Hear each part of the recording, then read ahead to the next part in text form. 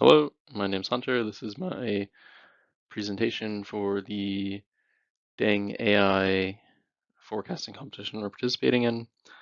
Going to try to go quickly because I have 12 slides here. So, introduction, just, what are we looking at? So, dengue fever is a mosquito-borne viral disease and it impacts much of the world. It's especially severe in warm, humid climates, kind of the area where mosquitoes love to live. If you ever gone camping, say at like a marsh, and you get bitten up by mosquitoes, imagine living there, right? So like that's no fun. So not only is it not fun, it's quite dangerous. So this is a significant public health. So I accidentally skipped over a slide. I just had a little background there talking about how it affects something like 400 million people, and 100 million people get sick every year. Symptoms are, fever, nausea, and fevers are particularly dangerous, and that's the people that die from it. That's what gets them. So one thing a lot of academics and epidemiologists and public health officials try to do is they try to use time series to do these forecasts. There's different methods you can use that aren't time series related, but at the end of the day, you're trying to figure out um, how severe is it going to be this season to give yourself like hopefully a month to prepare. So I use the ARIMA model. I like it because you can incorporate different features into it. Um, so you also, the other thing you can do is exponential smoothing over here. So looking at this data, I found that there's a lot of variance. So um, the average year was not so bad, but the the bad years were very bad, and so you can apply some smoothing to try to make your models just work a little bit better. Um, if you don't, your model like you don't want to include like an extreme event in your model and assume that that's like the regular. So methods, this part was kind of fun. Tested for stationarity and seasonality using ACF and KPSS tests.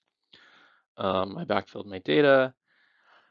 This plot down here in the red, that's the mean cases over time.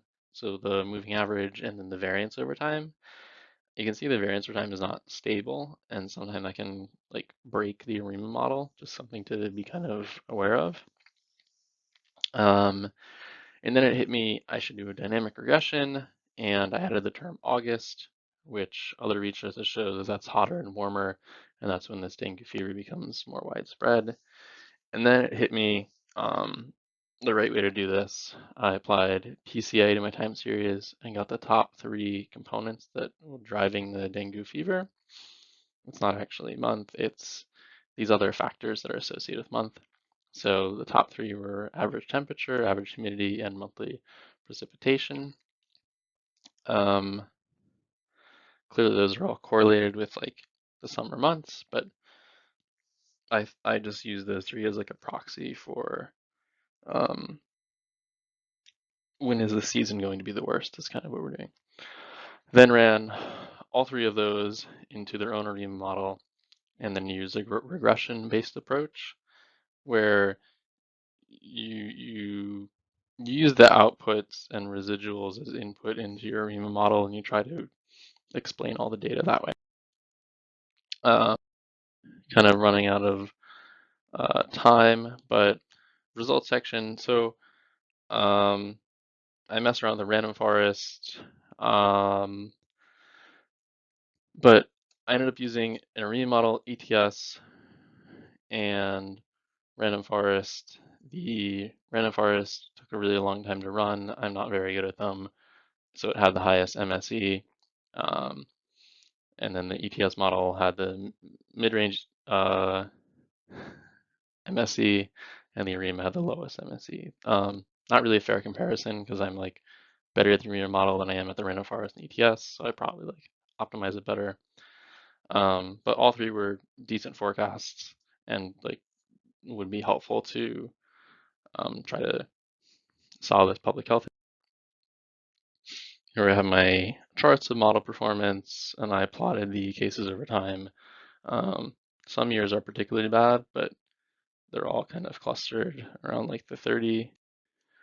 And in closing, so there's a lot of ways to forecast dengue fever. You can use machine learning, you can use time series models, or epidemiological models I didn't have time to cover, but those try to divide populations into different groups and then try to do more like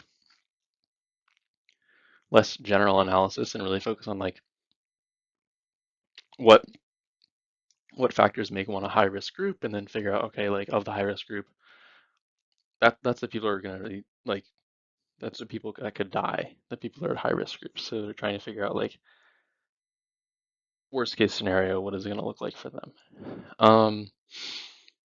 So accurate forecasting of dengue fever can really help public health officials and help people prepare and help these high risk individuals like change things about their daily behavior that make them safer and make it through the next bad season.